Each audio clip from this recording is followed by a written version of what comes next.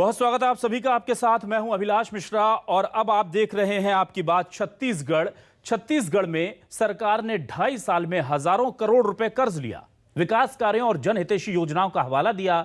लेकिन हाल के दिनों में रायगढ़, बेमेतरा और स्कूल और मेडिकल कॉलेज की छतें गिरने की घटनाएं सामने आई, कई छात्र घायल हुए। उधर दुर्ग में खराब सड़कों के विरोध में सड़क पर कैटवॉक कर प्रदर्शन किया गया। ऐसे में बीजेपी सवाल उठा रही है कि जो कर्ज लिया जा रहा है वो कहां जा रहा है। कांग्रेस ने भी पलटवार करते हुए अपनी उपलब्धियां गिना दी और बता दिया कि ये तमाम पैसा इधर जा रहा है। साथ ही साथ जीएसटी कलेक्शन का हवाला भी दे दिया। मध्य प्रदेश के बाद छत्तीसगढ़ में भी अब आपको बता दें कि कर्ज को लेकर सियासत गर्मा गई है। बीजेपी इस पर सवाल उठा रही है और सरकार काम गिना रही है। इसी पर करेंगे आज आपकी बात।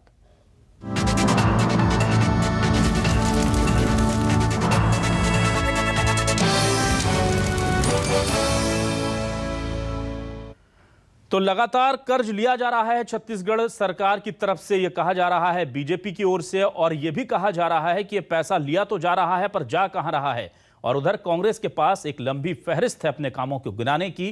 किस तरह से सियासी गर्मा गर्मी बढ़ गई है, सुनिए। देखिए, हजारों करोड़ रुपया का ये 2.5-3 साल के अंदर में राज्य सरकार ने कर्ज लिया है और छत्तीसगढ़ की जनता को कर्ज के ऊपर में लाद दिया है। लेकिन विकास कहाँ है? आज एक सड़क नहीं बन रही है पूरे प्रदेश के अंदर में। जो सड़कें उनके गड्ढे भी उसको पैचवर्क करने के लायक नहीं बचे हैं। स्कूलों के अंदर छत गिर गई, 6 बच्चे उसके अंदर में घायल हो गए। नई स्कूलों का निर्माण नहीं हो रहा है। छत्तीसगढ़ में जीएसटी कलेक्शन की वृद्धि का एकमात्र और सबसे बड़ा कारण है छत्तीसगढ़ की सरकार, आदरणीय मुख्यमंत्री भूपेश बघेल जी के द्वारा जिन कार्यक्रमों को छत्तीसगढ़ में लागू किया गया है। पैसे का जो फ्लो है, अगर छत्तीसगढ़ के किसानों को हर साल लगभग 25 से 26 हजार करोड़ रुपया उनके खातों में जा रहा है, अगर छत्तीसगढ़ के वनवासियों के खातों में 1000 से 1200 करोड़ रुपया सीधा जा रहा है, हम गन्ना उत्पादक किसानों को अगर लगातार पैसा 355 रुपया हिंदुस्तान में सभी राज्यों से ज़्यादा पर क्विंटल के हिसाब से दे रहे हैं, तो किसानों के पास, वनवासियों के पास, आदिवासियों के पास, स्थानीय लोगों के पास जो पैसा जा रहा है वही पैसा छत्तीसगढ़ के बाजारों में आ रहा है। तो सुना आपने किस तरह से बयान दिए जा रहे हैं और बताया जा रहा है कि काम हो रहा है। दूसरी तरफ बीजेपी कह रही है कि कोई काम नहीं हो रहा। न्यूज़ 24 मध्य प्रदेश छत्तीसगढ़ के क्या सवाल हैं आपको दिखा देते हैं। हमारे सवाल हैं, बच्चों की जान पर बनी स्कूल कॉलेजों की छत क्यों गिरी? हजारों करोड़ का कर्ज लिया तो विकास कार्यों पर खर्च क्यों नहीं किया? ये बीजेपी सवाल उठा रही है। सड़क के गड्ढों पर रैंप वॉक, ये तस्वीरें हैं शर्मनाक। छत्तीसगढ़ पर कर्ज का बढ़ता भार, बीजेपी कांग्रेस में सियासत अपार। जी हां, बीजेपी और कांग्रेस में सियासत चल रही है क्योंकि छत्तीसगढ़ लगातार कर्ज ले रही है और बीजेपी का कहना है कि उसके कर्ज लेने के बाद भी छत्तीसगढ़ की तस्वीर नहीं बदल रही है। आपको बता दें कि जिस तेजी से छत्तीसगढ़ सरकार ने कर्ज लिया है, छत्तीसगढ़ सरकार का दावा है कि उसी तेजी से विकास भी हुआ है, जिसकी वजह से हमारा जीएसटी कलेक्शन लगातार बढ़ रहा है। और जीएसटी कलेक्शन का मतलब है कि लोग टैक्स ज्यादा पे कर रहे हैं, चाहे वो गुड्स पर हो या सर्विसेज पर हो। और टैक्स ज्यादा तब पे करता है आदमी, सामान तब खरीदता है या सर्विसेज तब लेता है जब उसके पास पैसा होता है। तो ये सीधा सीधा गणित इकोनॉमी का कांग्रेस समझा रही है, पर बीजेपी कह रही है कि आपके पास इतना ही पैसा है तो पहले आप स्कूलों की छत सुधरवा दीजिए, क्योंकि वो बच्चों की जान पर बना रही है। और साथ ही साथ सड़कों की मरम्मत करवा दीजिए, क्योंकि सड़कें अब गड्ढों में रैंप वॉक करने के लिए इस्तेमाल हो रही हैं। ऐसी एक नहीं कई तस्वीरें हमने छत्तीसगढ़ की आपको दिखाई हैं। कुछ तस्वीरों ने तो सोशल मीडिया पर पूरे देश में छत्तीसगढ़ को शर्मसार भी किया है, जिसमें वो तस्वीरें दिखा रही हैं कि कैसे छत्तीसगढ़ की सड़कों की हालत बदहाल है। हमारे साथ डॉक्टर सोनाली चक्रवर्ती जुड़ चुकी हैं, डायरेक्टर हैं स्वयं सिद्धा ग्रुप भिलाई से, दुर्ग से। हम उनसे बात कर लेते हैं। डॉक्टर सोनाली, बहुत स्वागत है आपका न्यूज़ 24 मध्य प्रदेश छत्तीसगढ़ पर। हम ये जानना चाहेंगे, क्या दुर्ग भिलाई इस तरफ जो बेसिक ज़रूरतें हैं, चाहे सड़क हो, चाहे बिजली हो, चाहे पानी हो, इनकी मूलभूत सुविधाएं नहीं मिल पा रही हैं क्या?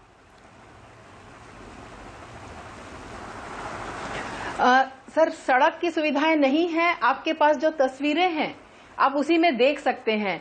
मैं महिलाओं के साथ काम करती हूँ, विवाहित महिलाएं, गृहिणियां, माताएं, पत्नियां।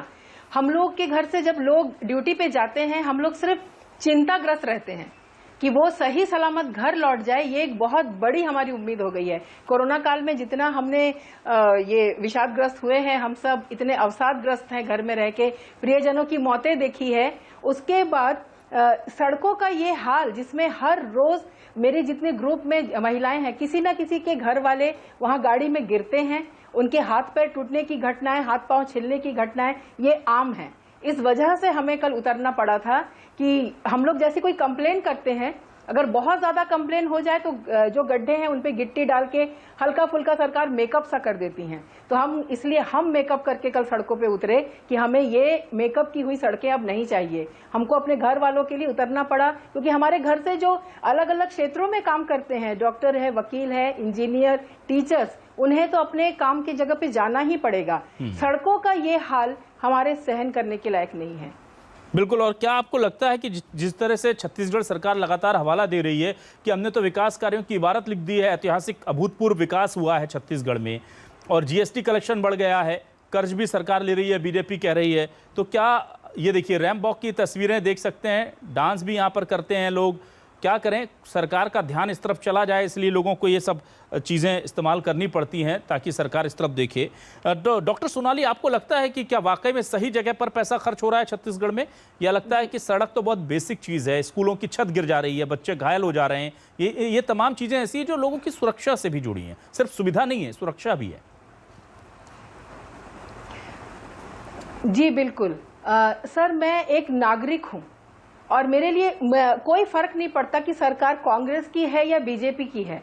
हम तो अपना टैक्स भरते ही हैं। हम जो मध्यम वर्गीय लोग हैं, हमारे लिए टैक्स तो जाता ही है, फिर वो सरकार किसी की भी हो। हमें सबसे मूलभूत सुविधा सड़क तो चाहिए।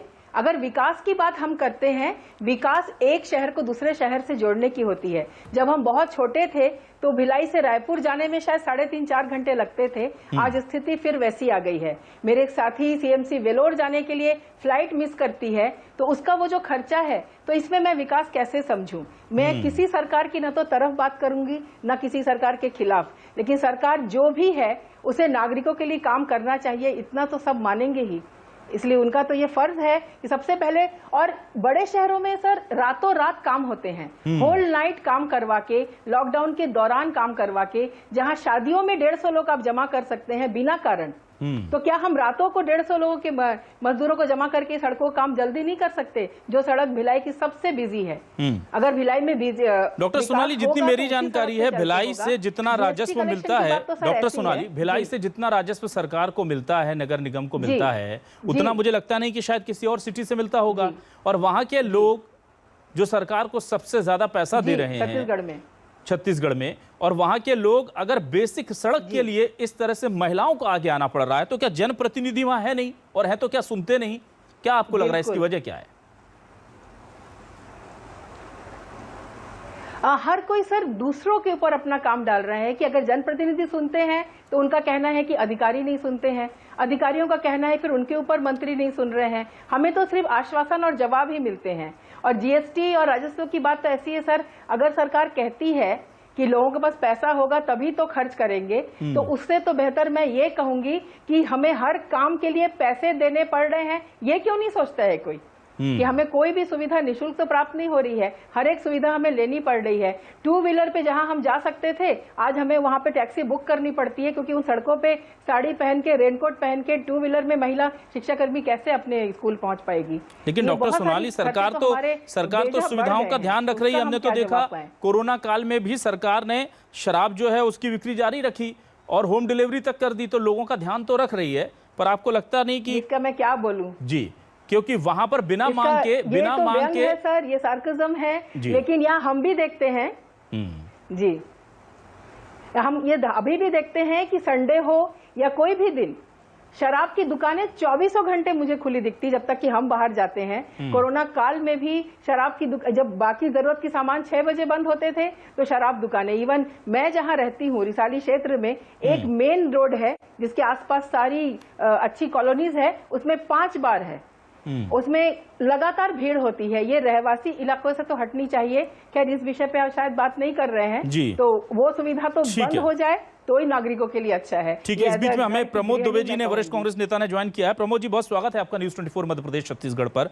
प्रमोद जी, मैं जानना चाह रहा था कि भिलाई में महिलाएं जो हैं रैंप वॉक करके, कैट वॉक करके ध्यान आकर्षित कर रही हैं कि भाई हमारी सुध ले लीजिए, कुछ और नहीं मांग रहे, सड़क मांग रहे हैं, जो जिसकी हालत आपने उन दिनों में पहुंचा दी है जब छत्तीसगढ़ अलग हुआ था और उस वक्त ऐसे हालात होते थे कि दुर्ग से भिलाई जाने में जितना वक्त लगता था, वापस विकास वहीं पहुंच गया है। दूसरा, हम देख रहे हैं कि स्कूलों की छत गिर रही है सर, और जब इस पर सवाल किए जाते हैं तो चौबे जी कहते हैं कि जीएसटी तो बढ़ रहा है, सब ठीक है।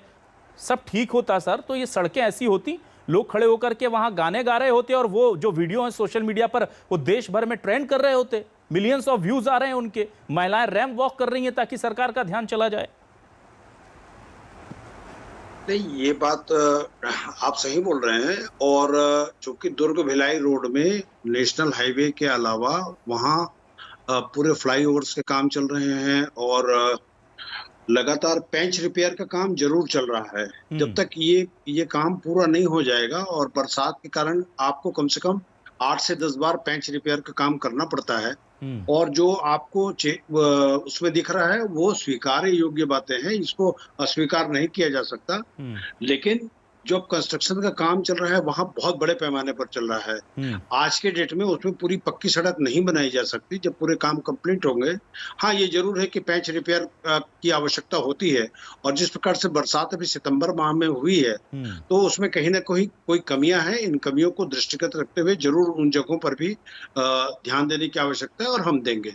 प्रमोद जी, आप तो खुद ही चूंकि इतने बड़े पद पर रहे हैं और आपने विकास कार्य, निर्माण कार्य सभी को लीड भी किया है, क्या वाकई में अभी हमारी स्थिति छत्तीसगढ़ के पीडब्ल्यूडी या दूसरे निर्माण एजेंसियों की इतनी खराब है कि वो एक अदद रोड मुहैया ना करा पाए? अगर निर्माण कार्य चल रहा है तो वैकल्पिक इंतजाम नहीं कर पाते हैं? क्योंकि हम देखते हैं कि हम तो देख रहे हैं, मध्य प्रदेश पड़ोसी देश है सर, वहां से जब हाईवे निकला तो उन्होंने किसी को डिस्टर्ब नहीं किया, उन्होंने तो जंगली जानवरों को रास्ता बना रहे, जंगली जानवरों के लिए, उसलिए पेंच टाइगर के ऊपर से फ्लाईओवर निकाल दिया, देश का पहला ऐतिहासिक फ्लाईओवर, और हम लोगों को नहीं दे पा रहे हैं। सड़क जो बनी हुई थी उसकी भी हालत खराब है सर।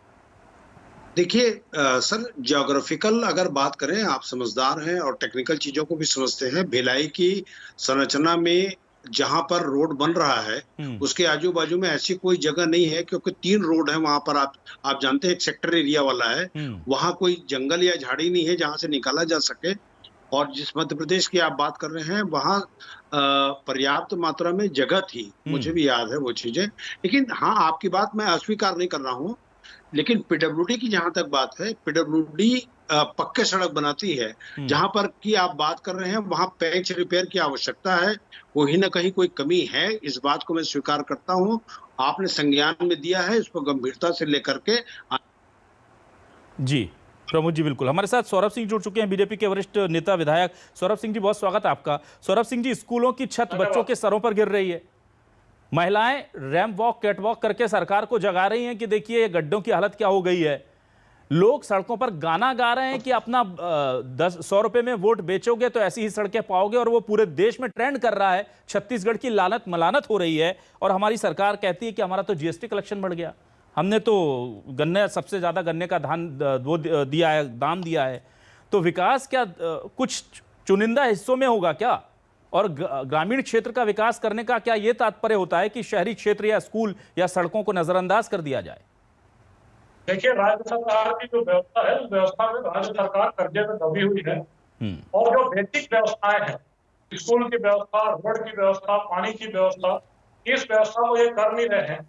और अभी तो ये देखिए, ये तो एक छोटा सा एग्जाम्पल है कि ये बरसात के बाद क्या हालत हुई। इनके पास पैसा नहीं है पैच रिपेयर करने के लिए, और अगर पैसा है तो इनके पास कोई राजनीतिक इच्छा शक्ति नहीं है। जनता की सेवा करने का, जनता का सेवा करने का कोई जुनून नहीं है।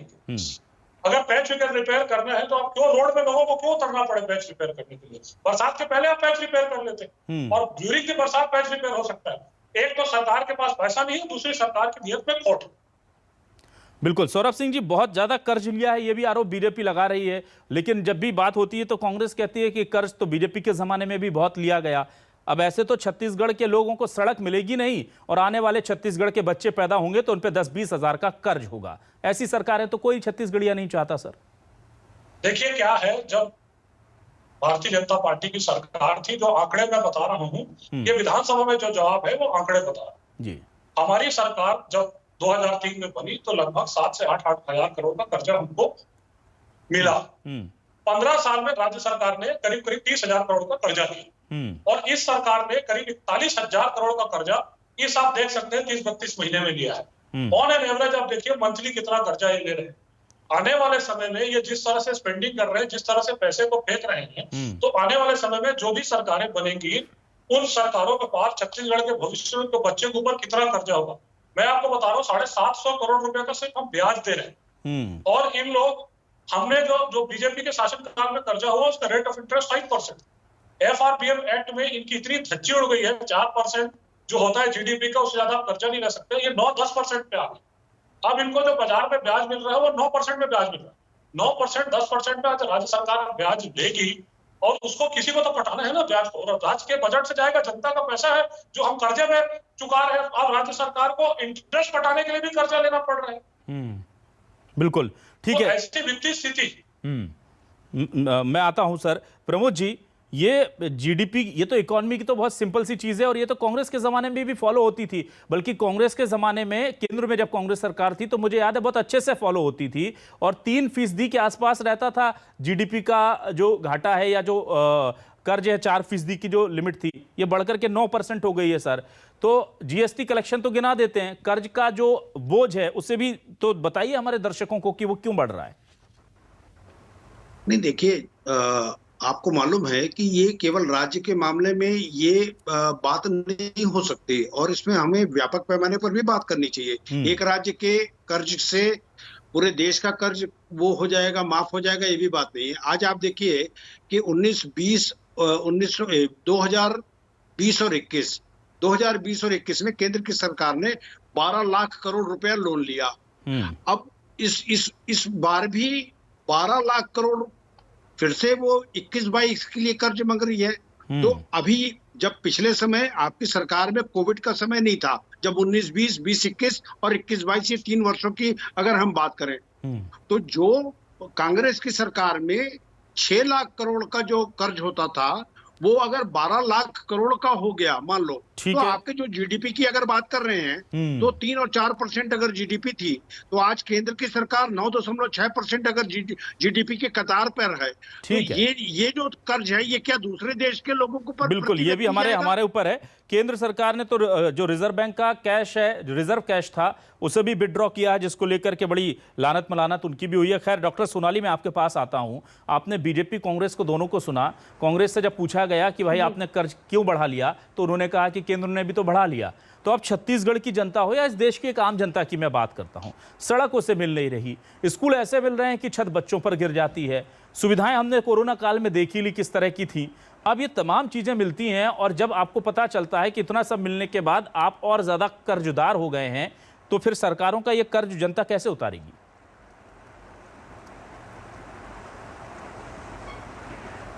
सर, दोनों पार्टीज का एक दूसरे पे इल्जाम जो लगाना है ये तो हम लोग शायद जब से जन्म हुआ है तब से सुन रहे हैं। दोनों पार्टी का काम है कि अपने किसी भी काम के दूसरों पे इल्जाम लगाओ। लेकिन हम लोग जो महिलाएं हैं आजकल नए नए ऐड देखते हैं, इंटरनेट का जमाना है, हम लोग दूसरे देशों के चमकीले सड़कें देखते हैं, इंटरनेट का जमाना है। इसलिए कहा मैंने कि हम लोग नए जो विज्ञापन देखते हैं कि कैडबरी ने अपना विज्ञापन बदल लिया।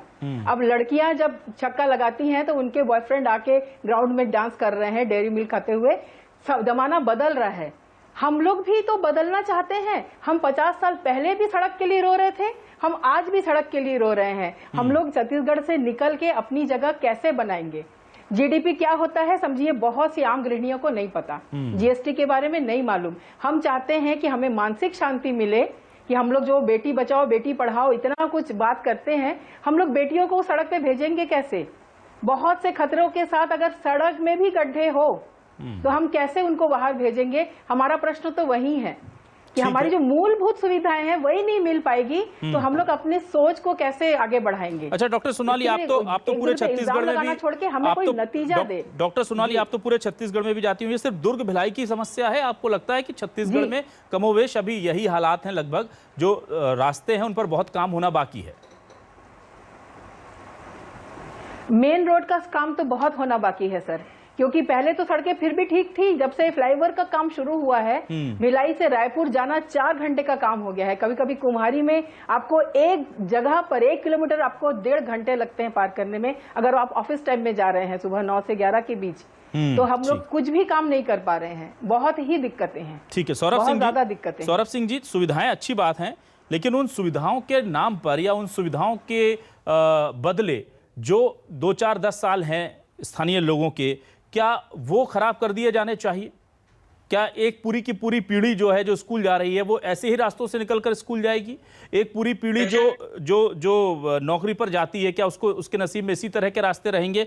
विकास अलग चीज होती है, लेकिन व्यवस्थित विकास भी होना जरूरी है। क्या छत्तीसगढ़ में इस चीज का अभाव दिखता है? देखिए, मैं आपको ये बताना चाह रहा हूँ कि सड़कें 3-4 तरह की सड़कें हैं। NH की जो सड़कें हैं, राष्ट्रीय राजमार्ग की सड़कें हैं, और राष्ट्रीय राजमार्ग की सड़कें देख सकते हैं लगातार सड़कें यहाँ पर बन रही हैं। और राष्ट्रीय राजमार्ग की जो सड़कों में समस्या आ रही है, वो समस्या राज्य सरकार के लैंड एक्विजिशन की समस्या। उन सड़कों में कहीं पर भी को लेकर प्रॉब्लम।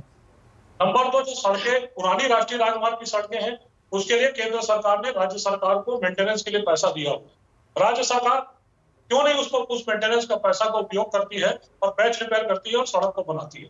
तीसरी जो सड़कें हैं, वो सड़कें राज्य सरकार की सड़क, तो राज्य सरकार और राज्य सरकार को टाइम फ्रेम में रिपेयरिंग करना चाहिए। मैं आपको इस मंच के माध्यम से, इस चैनल के माध्यम से जिम्मेदारी से कह रहा हूँ, ये तो शुरुआत है, ये ट्रेलर देख रहे हैं इस सरकार का।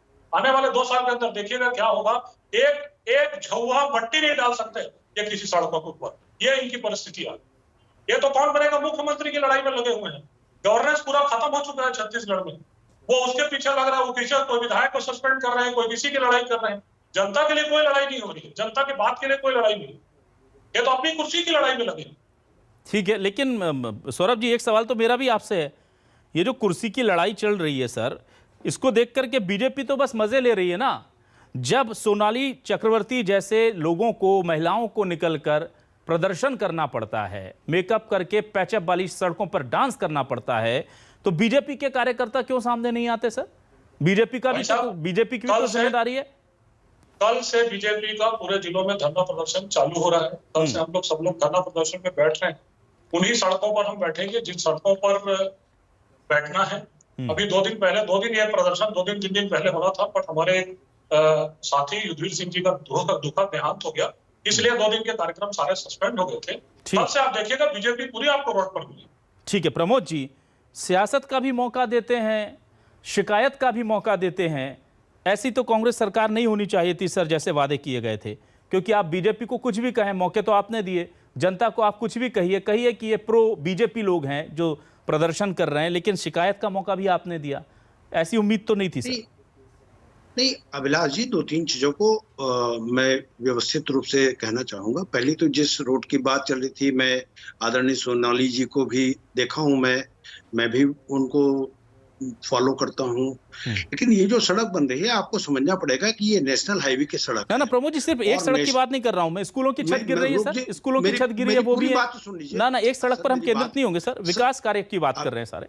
अभिलाष जी, पूरी मेरी बात तो सुन लीजिए। जी। पूरे देश में बेरोजगारी की दर 6.8% है, 7 पॉइंट से ऊपर जा चुकी है। ठीक है। छत्तीसगढ़ है जिसमें 3.6% है, आपको भी मालूम है।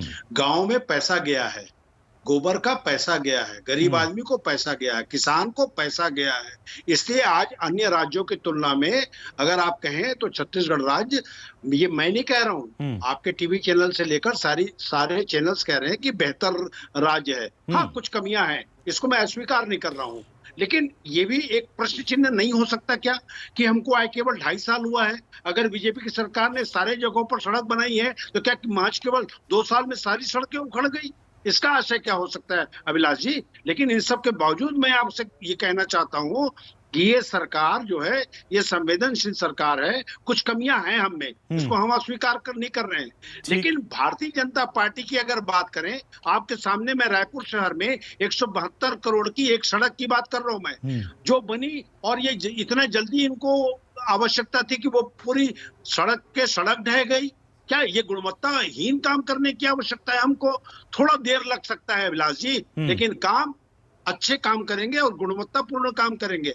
आप जानते हैं रायपुर में एक स्काई वॉक है जो 75 करोड़ की लागत से जिनको बनाई गई है।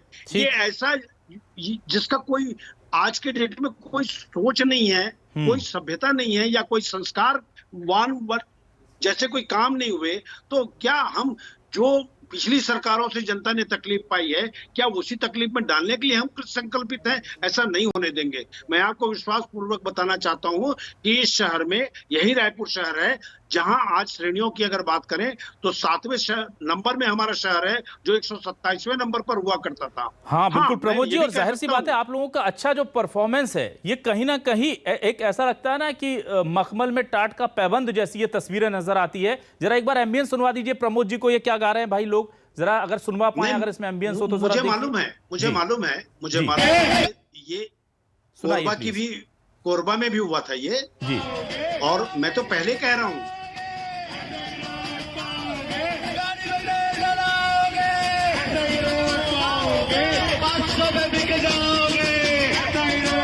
अब देखिए सर, ये सियासत इसके पीछे हो रही है, इसमें तो कोई गुरेज नहीं है। 500 में बिक जाओगे, ऐसी ही रोड पाओगे। लेकिन हमें बस दुख इस बात का है सर कि छत्तीसगढ़ की ऐसी तस्वीर हम पेश नहीं करना चाहते।